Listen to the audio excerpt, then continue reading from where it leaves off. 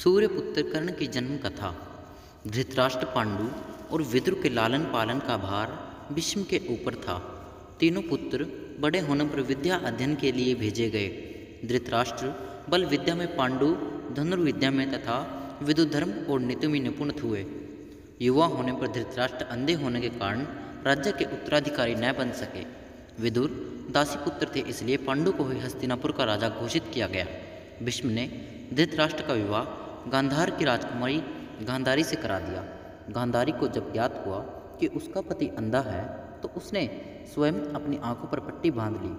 उन्हीं दिनों यदुवंशी राजा शूरसेन की पोषित कन्या कुंती जब सयानी हुई तो पिता ने उसे घर आए महात्माओं की सेवा में लगा दिया।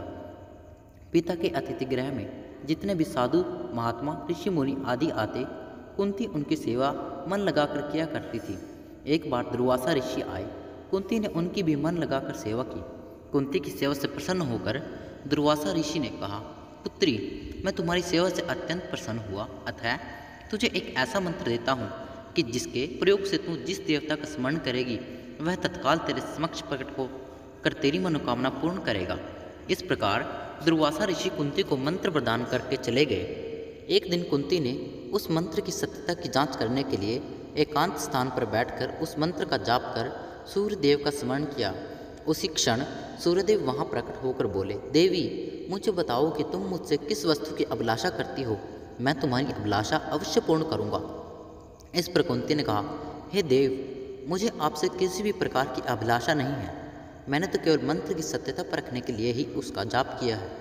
कुंती के इन वचनों को सुनकर सूर्यदेव बोले, हे कुंती, मेरा आना व्यर्थ नहीं जा सकता, मैं तुम्हें एक अत्यंत पराक्रमी तथा दानशील पुत्र प्रदान करता हूँ।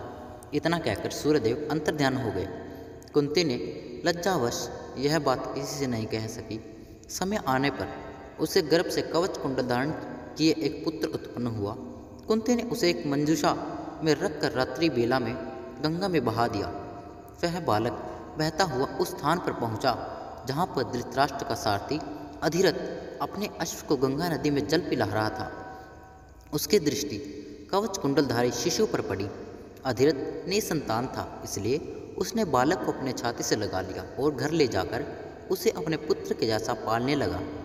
उस बालक के कान अति सुंदर थे, इसलिए उसका नाम कर्ण रखा गया।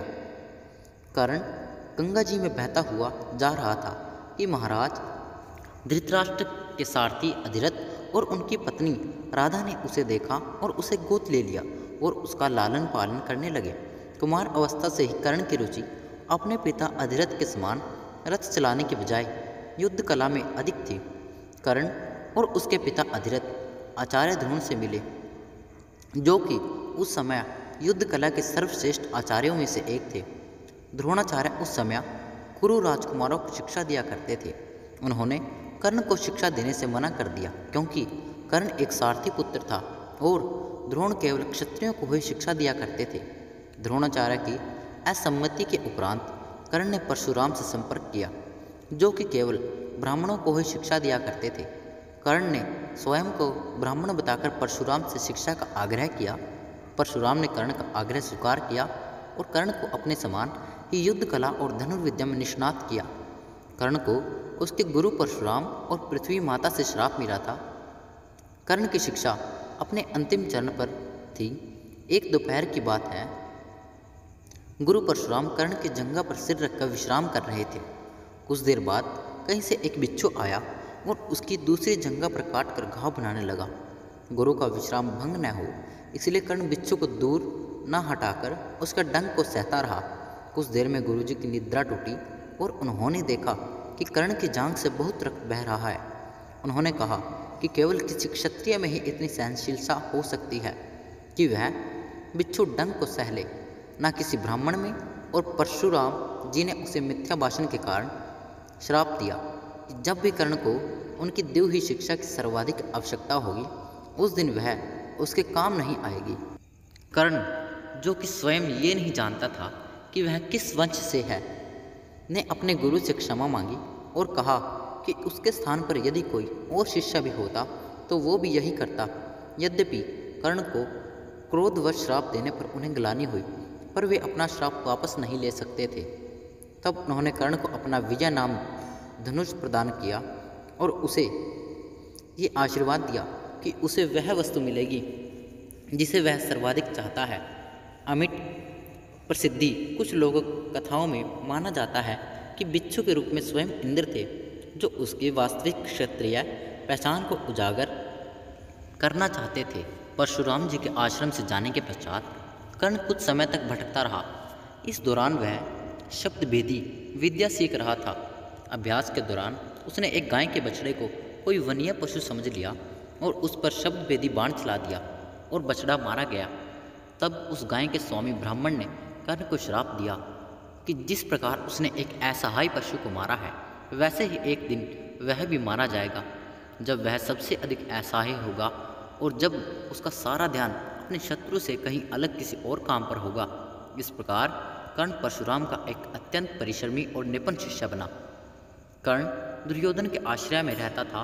गुरु द्रोणाचार्य ने अपने शिष्यों की शिक्षा पूरी होने पर हस्तिनापुर में एक रंगभूमि का आयोजन करवाया। रंगभूमि में अर्जुन विशेष धनुर्विद्या युक्त शिक्षा पर मानित हुआ। तभी कर्ण रंगभूमि में आया और अर्जुन द्वारा किए गए कर्तव्यों को पार करके उसे द्वंद्व युद्ध के लिए ललकारा। जब कृपाचार्य ने कर्ण के द्वंद्व युद्ध को अस्वीकृत कर दिया और उससे वंश और साम्राज्य के विषय में पूछा, क्योंकि द्वंद्व युद्ध के नियमों के अनुसार केवल एक राजकुमार ही अर्जुन को, जो हस्तिनापुर का राजकुमार था, द्वंद्व युद्ध के लिए ललकार सकता था। तब कौरवों में सबसे ज्येष्ठ दुर्योधन ने कर्ण को अंगराज घोषित किया, जिससे वह अर्जुन से द्वंद्व युद्ध के योग्य हो जाए। जब कर्ण ने दुर्योधन से पूछा कि वह उससे इसके बदले में क्या चाहता है, तब दुर्योधन ने कहा कि वह केवल ये चाहता है कि कर्ण उसका मित्र बन जाए।